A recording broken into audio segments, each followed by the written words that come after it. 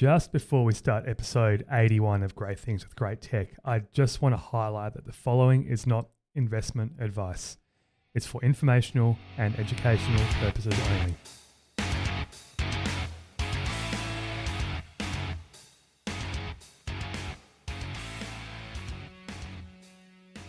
Hello and welcome to episode 81 of Great Things with Great Tech, the podcast highlighting companies doing great things with great technology.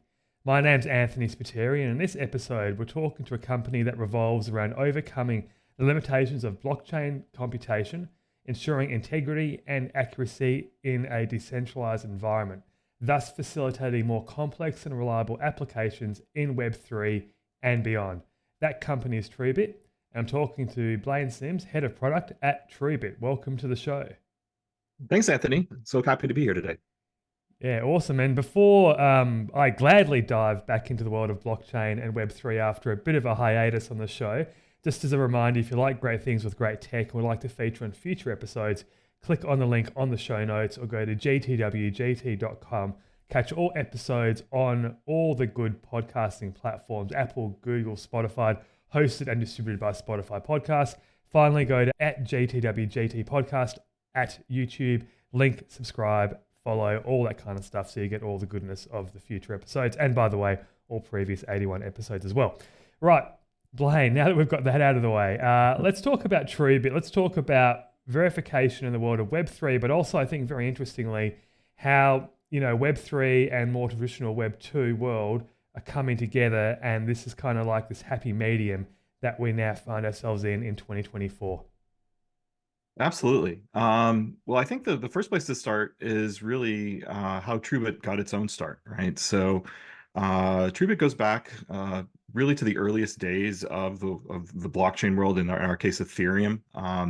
Our founder, Jason Teutsch, is a computer scientist, a researcher who was really, really close with the Ethereum community in its early days, and essentially started pointing out things that were I guess issues in the design of Ethereum that, if they weren't fixed, would be big problems, right? So these are things like the fact that the what are called validators, the nodes that make up the Ethereum network, weren't necessarily incentivized to perform the really complex types of compute that everybody was imagining would be possible within the Ethereum blockchain. Fast forward, to 2017, which is really the founding of Truebit as a company. We invented something called Offchain verification, something that became really widely referenced as as a foundational technology for scaling blockchains in general. Meanwhile, our research kind of kept going in that direction of, great, yes, blockchains can scale, but what about all the compute that doesn't actually fit on a blockchain? What about the types of compute that are really emblematic of what happens in the real world? These are kind of the more, everything from mundane kind of back-end tasks that power applications to, API calls, all of these things that really make up the way applications work. And that's where we're at today. So we're currently in early access of what we think is a pretty revolutionary product, which is taking the same concept, which is verification. How do you make, just as in a blockchain, how do you make a lot of different computers that you don't know or don't trust, trustworthy by checking their work? And how do you apply that then, not just to the transactions, that's where blockchains have specialized, but to this much broader world of data integration, of more, in some cases more routine types of compute tasks, but in some other cases really, really, kind of large scale, high performance compute tasks as well, that again aren't things that fit in blockchains. Yeah. And I think, you talked about, solving a problem of Ethereum scalability. And in the early days, well, not even the early days, in the hype days of blockchain and crypto back, a couple of years ago, a lot of people were talking about Ethereum as the internet computer. That's kind of what it was well known as. Just explain that concept a little bit, and then how Truebit helps to, effectively, is it more like the concept of a sidechain than anything? Because sidechain to Ethereum is like Polygon and a few other ones like that. But this isn't that, is it? This is something different. But maybe no, this is very different. So yeah, good question. So Truebit is not a blockchain. We ourselves are not blockchain. We do certainly leverage blockchains in a really interesting way that I can get to in a few minutes, Mm. that help us secure what we do. But yeah, to your point, the original vision, and I think that that I've heard that the term used a lot of Ethereum being a world computer, was part of the kind of the ideology of the early days of the Web3 space. And I think what happened and what you see, if you look at Web3 applications that are, in our definition, are applications that one way or another are based on blockchain transactions or leverage blockchain for recording transactions. What you see is the majority of the code in those applications that you'd actually go use isn't blockchain code. It's Web2 code. These are Yeah. things that are running in platforms like AWS Lambda or Microsoft Mhm. Azure, and taking advantage of all of the robust capabilities that are needed to build something usable. To your point around how did we get there from this vision? The idea of Ethereum in particular being a world computer was here were all of these tens of thousands of different servers, they're called nodes, that were hosted by anyone that wanted to plug in a server to the internet. Yeah. And no one was in charge. The Ethereum protocol itself was running all the transactions through those nodes, et cetera. And then you would be able to use something called smart contracts to write programs that execute on that network. Well, all that's true. There are tens of thousands of Ethereum nodes. There are smart contracts that execute on Ethereum.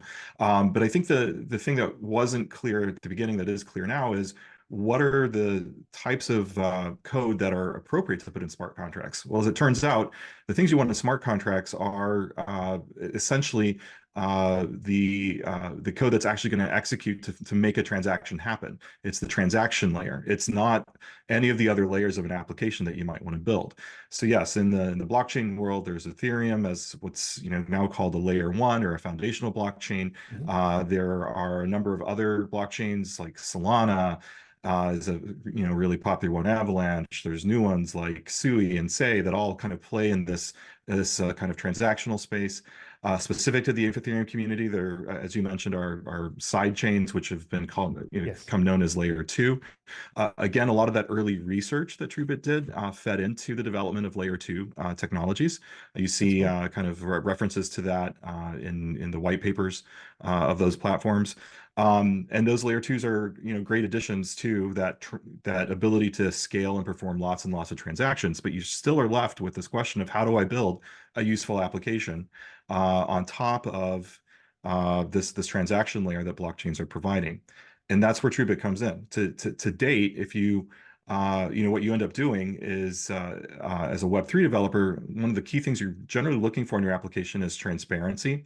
And the other thing you might be looking for is something called autonomy. So I want an application that I can show to the world that all of the data in the application is correct and true, that none of it was modified. I didn't, for example, in an automated insurance contract that pays out when a particular event happens. Like, I've actually heard of you can get hurricane insurance in Florida that will automatically pay out. It's a blockchain-based contract that will automatically pay out if there's the wind in your zip code goes above a certain speed. Well, you don't Okay. want someone to be able to go and just say, "Hey, I had a really windy day here, and here, how do you prove that the wind was above a certain speed? How do you actually make that input into that smart contract provably correct?" That's the kind of space that we're working in, and that same question applies. Maybe not to every single piece of code you're going to write in an app. I mean, do you need the uh, you know, absolute provability when someone's dragging a mouse across their screen and clicking on a button? Maybe not, but where data becomes part of the transaction, where it's being sourced or where there's a destination for data in a transaction, and where there's critical things happening to transform that data, those are things that need to be transparent and verified. Otherwise, kind of all the things that you're doing to put it on the blockchain become rather suspect. You're like, well, great, I have this record on the blockchain, but where did it come from? Is it true? And that's where Truebit comes in. Yeah, so in terms of that, I mean, you've got a couple of products in the lineup. You've got the Truebit OS and the Truebit Verify. So verification is central to a lot of your messaging, right? Um, just explain why there is the need for verification. I mean, it's obvious to certain people, but Yeah. in this world, why is verification so critical? Yeah, that's a great question. The first thing to think about is what is verification? What do we mean when we say that? Because I think that that word can mean a lot of, Yeah. potentially a lot of different things. So what we're saying in our case is verified computation. This is where you're asking, that server, that computer that is executing code to be able to prove that it actually executed the code you intended it to be able to prove that the inputs that you gave into that code weren't changed and that the outputs from that code weren't changed when they before they were returned back to you. So the verification exists to provide that proof. The way things work under the hood, at least with Truebit, is we actually kind of open up the hood of the car and look at a machine code level at the compute instructions that are going on to help that computer that's running the code prove one way or another that it's correct. The good news is that we don't have to, every time stop and step through a program at a machine code level. We've employed some really kind of great techniques from game theory that allow us to do this just when there is lack of clarity around whether a computer has provided the correct result. But the idea that you can be kind of called to task as a computer and say, basically, show me the opcodes that came to this result step by step as I step through a program is what provides that backdrop, that provides the verification. And then what we do is take that forward into a direct, essentially piece of evidence we call a transcript. You can take this transcript from your from your API call or from your serverless function call, take a transcript and provide it to someone else to say, hey, I can show you that this code that I executed is correct, and I can show you why that's the case because I have a transcript that steps through every single event that happened to get to that result. Okay.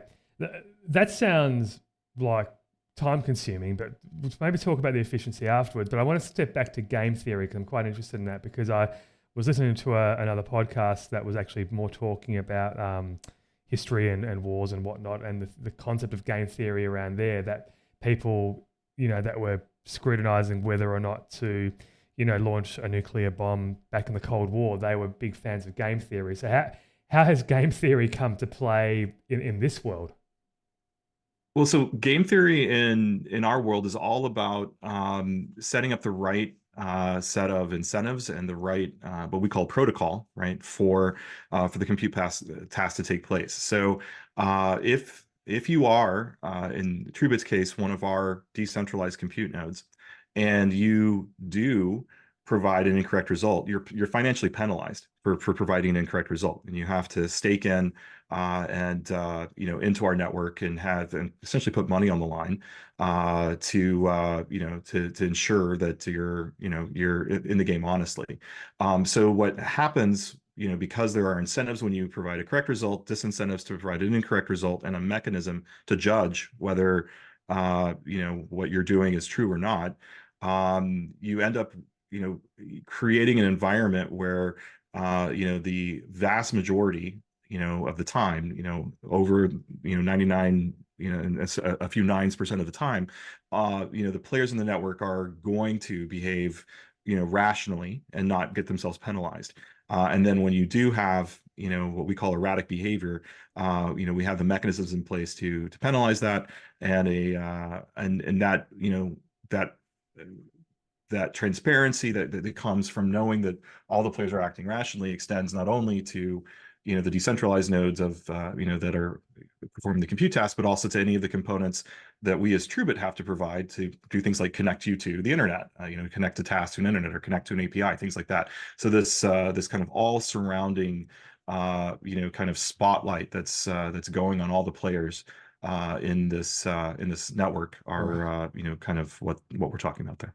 Okay, I get it. So let's go back to that efficiency and scalability because obviously, what Truebit's mission is, one of them is to address the challenges of scalability and computation and blockchain technology, like you mentioned about making Ethereum better and cheaper as well, more efficient. But then, what you described earlier, it sounded like you were putting, more steps in for the verification because effectively to verify something, you've got to take up, a cycle of whatever it might be. So Are those things working together? So how are you guys, verifying, adding what seem like more steps, but then leading to more scalability? Yeah, the way we do it is we verify in parallel, right? So as you run kind of a transaction through our network,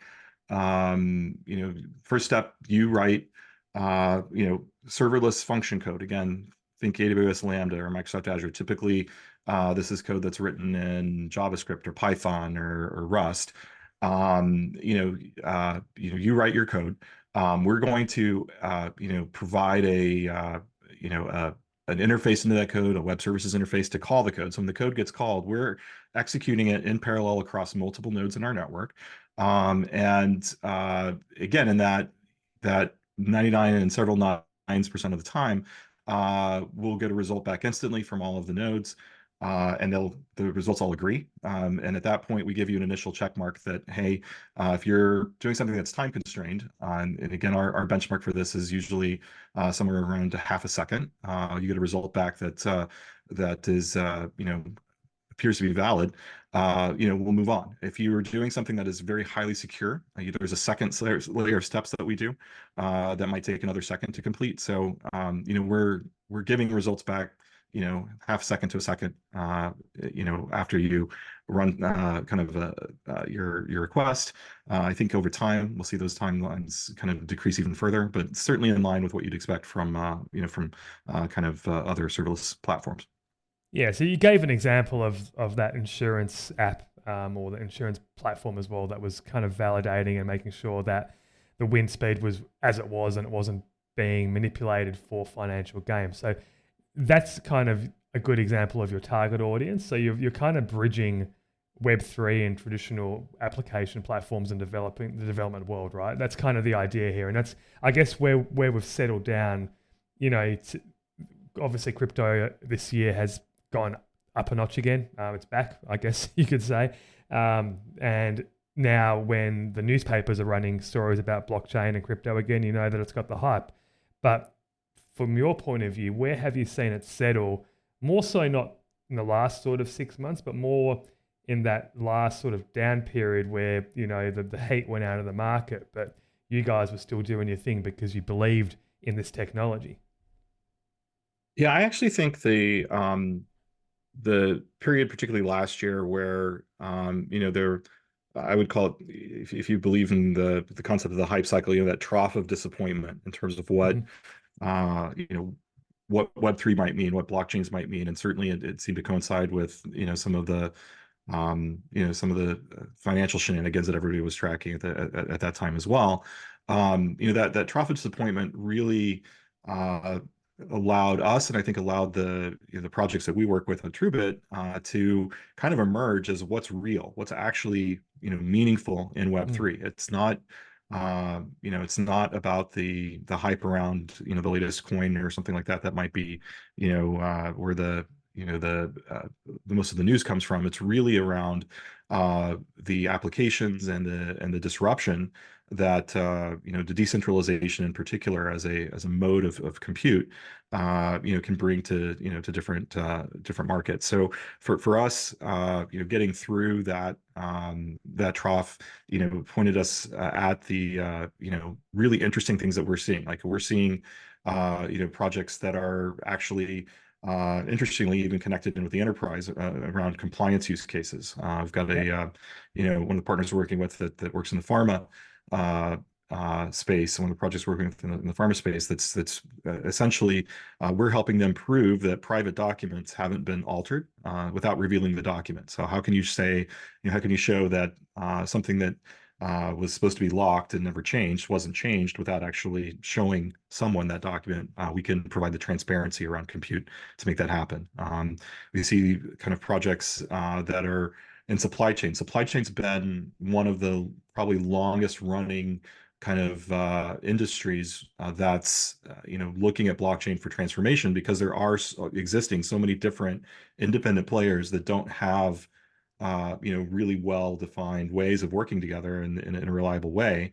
So we've seen, one of our supply chain partners bring to market a brand new kind of product that actually connects data that's on disparate blockchains together. We've seen, interestingly, and I think for where we're looking moving forward, a lot of movement in the AI space. So we've got, one of the key projects we're working on in our early access program for Truebit Verify right now is an AI-based project that's using Truebit to show that their automated decision making is playing by the rules that they've set up, and that they're not, again, changing any of the data or changing any of their results as they move data into their model and call inferences on that model. Yeah, I want to touch on that a little bit later on. Maybe finish with that because I think obviously it's the molding of two different worlds coming together.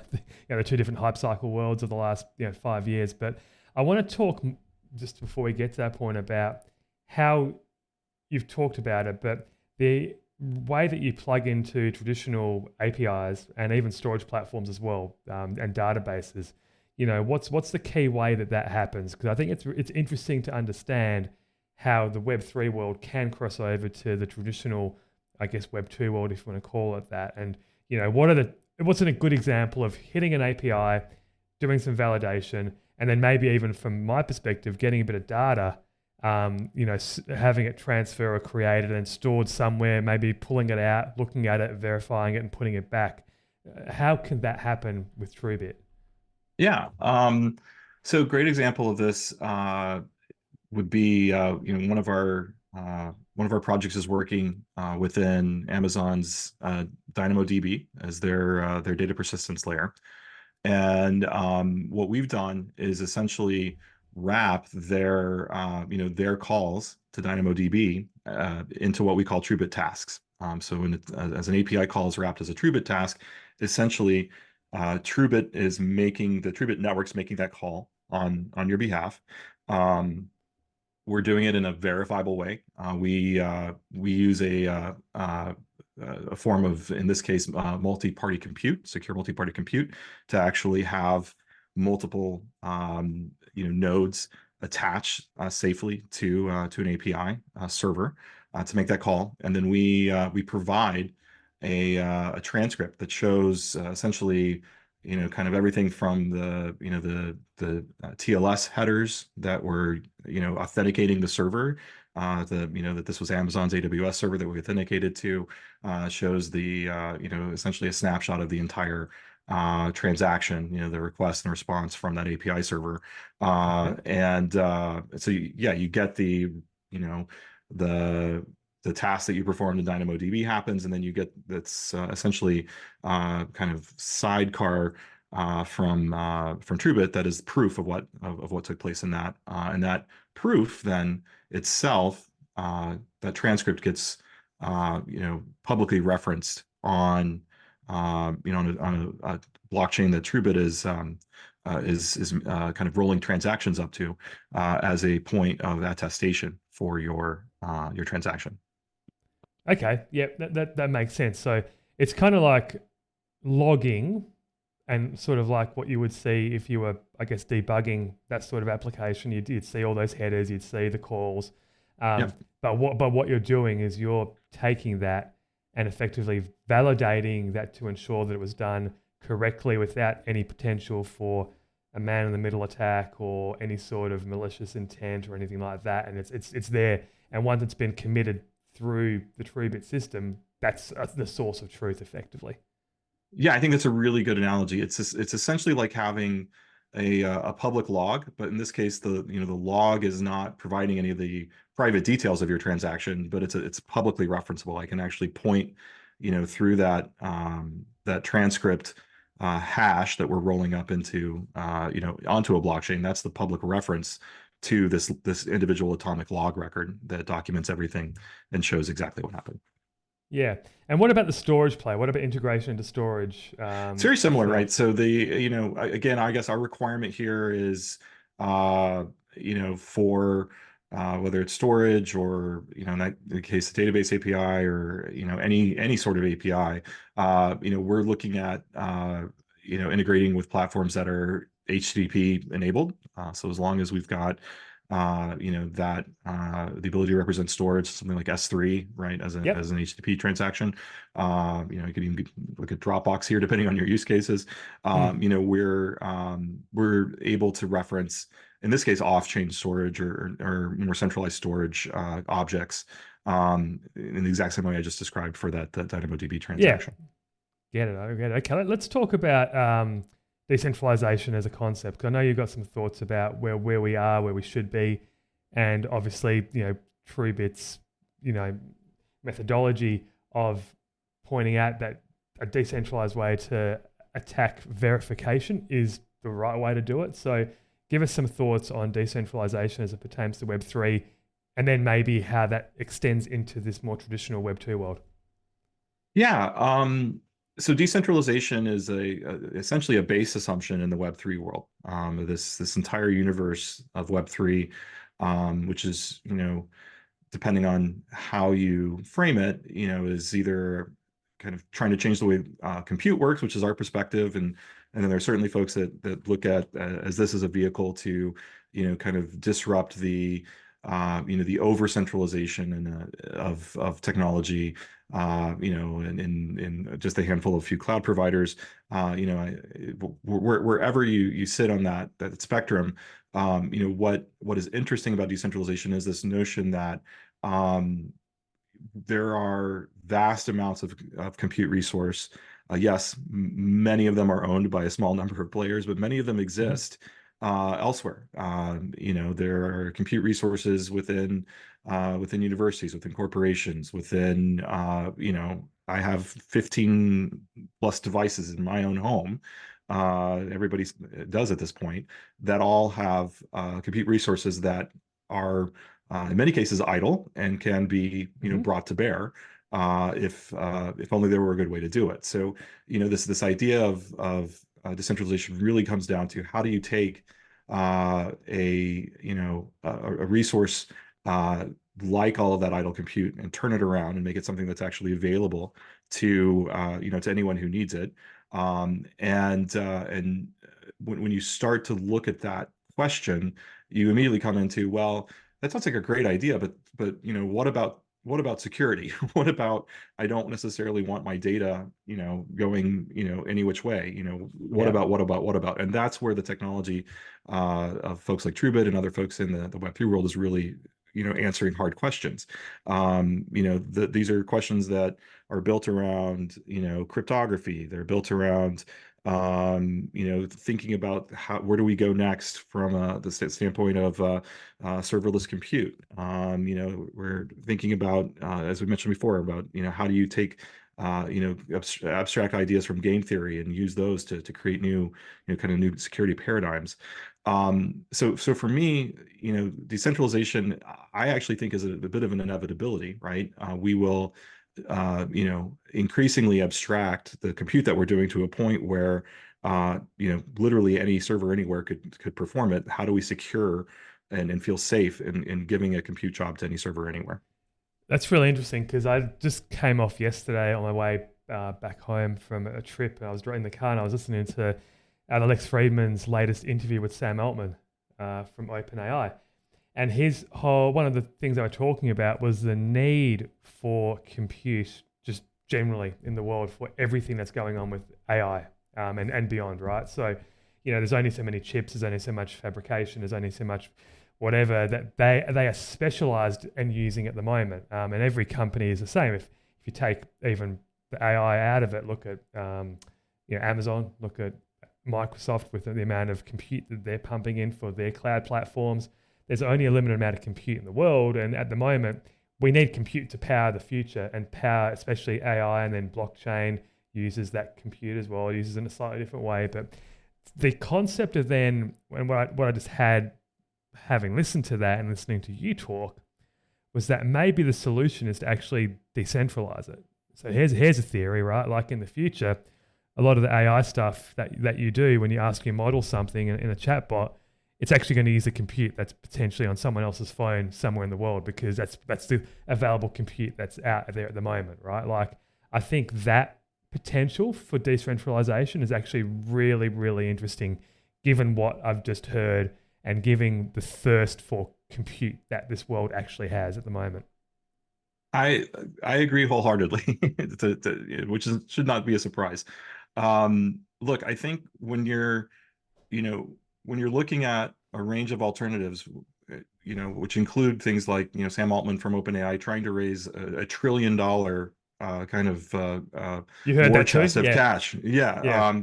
And to go buy I think the new price point for the latest NVIDIA chip is $30,000 a chip, sure, a lot of good work's going to be done in that compute model, but even that's not enough. NVIDIA can't make enough chips, and I don't know how many $1 trillion investments the world can sustain in order to drive a completely centralized form of in this case AI, and let's just generalize it and say high performance compute in general. Yes. So you got to look at the other end of the spectrum. You can go big. You can go, in the old paradigm, you could go the mainframe route, which is a little bit what that's starting to look like. Mm. Or you can go, okay, how do we break up these compute tasks, make them smaller and make them fit in something like WebAssembly, which is what Truebit is built on, right? And so that any device anywhere can perform them meaningfully. And how do we, increase the capabilities of, the smaller devices to be able to do meaningful compute, maybe in a different way and at a different scale, but maybe not to a very different kind of end result from the power of the masses in a decentralized way. I would say potentially outperforming the what's possible in the $1 trillion data center world that we're looking at. Does it happen overnight? No. Is that where things are at today? Not really. But there are a lot of really interesting on-roads, into that universe that are practical use cases, like mentioned, the fact that universities are trying to figure out how to actually stay in the AI game when they don't have the resources, to do all this compute. Well, joining forces is one way to do it. Yep. Decentralization is a really great framework in which to pool your compute resources. So I think AI is probably going to be, if not the killer use case, one of the killer use cases for Web3 and for decentralized compute technology. I think it's just starting to become apparent how all of that's going to kind of work. And I'm bullish on both, but I think, whether we get there because we're being idealistic about the way things work or just out of necessity, we're going to need to tap into all that compute power for sure. Yeah. So is there any sort of working or sort of a tangible example of AI and large language models being transactional on a decentralized network or the blockchain at the moment? I think you're starting to see right now, just the beginnings of it. So some of the some of the precursor steps, like preparing data and kind of parsing through and getting data into the right formats, are starting to happen on decentralized networks, particularly in the academic community. And I think again, within Truebit, we do see model training happening, as Truebit tasks, those very observable tasks. We see the kind of the inference calls to already trained models happening as Truebit tasks. So I think we're starting to see it play out. Are the likes of OpenAI and Anthropic and Google using decentralized networks to train their models? Not now. They don't need to. Hmm. They No. have a closed model.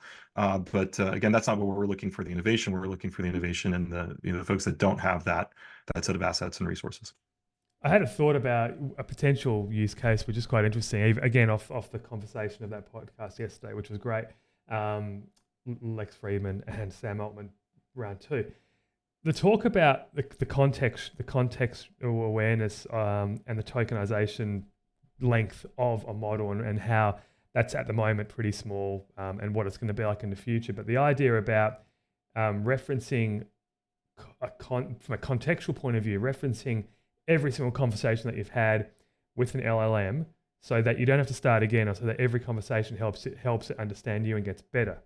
So the way that I'm thinking about that is where would you store that in a way that you can't, have that used for evil, or you can't have that manipulated. So how can you get what you've got in here, the conversations that you have with an LLM, which knows you or might know you, or you might be able to input all aspects of your life, You don't want that to change. You need it validated.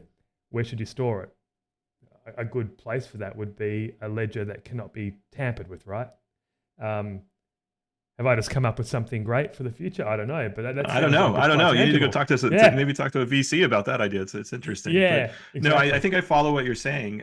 Yeah, Yeah, so that's really interesting. Kind of, I guess, call back to one of the, the key philosophical themes of Web3, which is privacy. How do you take something that ultimately becomes extremely personal and extremely sensitive as a result, which is your chat history with, over time. If you thought search histories were revealing, wait till chat histories become, yeah, a thing as well. How do you take that and keep it useful but also secure it? Where would you possibly store that, other than on your own device in a way that can be used? I think these are all questions that are very fair to ask of Web3. I think, again, verification, verified compute plays a role in executing, the code from that. yep. I think some of the things that we watch around secure multi-party compute, in particular, and things like zero knowledge proofs provide, key ingredients to help kind of keep the privacy that you're thinking about intact. Mm, So yeah, I'd like to think that we see that emerge again. Um, for that to be the way things work, it's hard to imagine that if all of the AI is controlled by two or three companies, that they'll be open to that kind of model where they don't also yeah, control not, your not, yeah, your your history, right? So that's another reason why I think we're all hoping to see something else emerge. not very open AI. There you go. Hey, a couple of minutes left. Maybe just give a little bit of just a forward-looking statement into where Truebit's going. What's the next 6 to 12 months hold for you guys? Yeah. And what are you looking to effectively release and get to market? Yeah, no, that's fantastic. We're hyper focused right now. So we're progressing really well in early access on Truebit Verify, our serverless verified compute platform that we've been talking about. We will see, by the end of this year, we'll see that move into general availability, and then as we bring more developers, more projects into early access, and certainly as we reach GA, I say we do two things. One, we watch and we listen. We're watching because a lot of the things that we build on are truly bleeding edge concepts, and whether it's cryptography, game theory, serverless compute, et cetera. We're always looking at and giving ourselves space to spike on promising improvements in some of the core technology we're implementing. But the listing is probably even more important. We are looking for what makes a difference. How do we actually help developers create transparency, make their applications as open as they want them to be, so that there's never a shadow of doubt over what they're doing. Awesome, good stuff. Well, I'm looking forward to keeping track of what Truebit are doing, and it's a really cool world. And I think you're doing the right work at the right time to make sure that blockchain is legitimized and is more than just thought of as a way for people to make money in Ponzi schemes. So, I really love the work that you guys are doing. Absolutely. Thanks so Hey, much. thanks again. No worries. So just as a final wrap, if again, as a reminder, if you like great things with great tech, we'd like to feature in future episodes, click on the link on the show notes or head to gtwgt.com. This has been episode 81. Thanks to Blane, thanks to Truebit, and we'll see you next time on Great Things with Great Tech.